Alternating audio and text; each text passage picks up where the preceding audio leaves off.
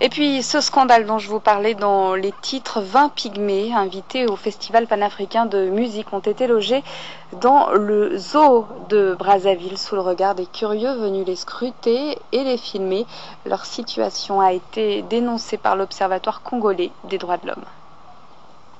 Quelque part entre les cages à oiseaux et d'autres animaux de la forêt équatoriale, il était possible jusqu'à hier de voir au zoo de Brazzaville un groupe de pygmées baka.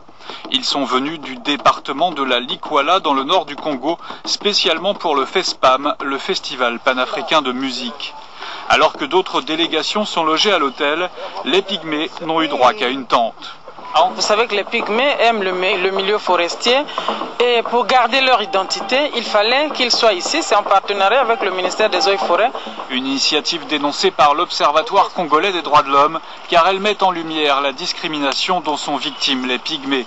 Ces peuples autochtones sont souvent considérés comme des sous-hommes, voire des animaux par les autres peuples de la région.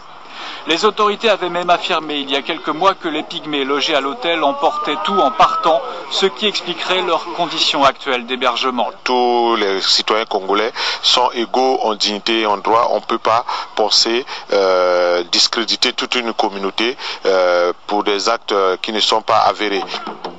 Ce sont plutôt les pygmées qui ont le sentiment d'être volés. Bien qu'ils se produisent dans le cadre du FESPAM, le festival n'a pas jugé nécessaire de les payer, aucun contrat n'ayant été signé.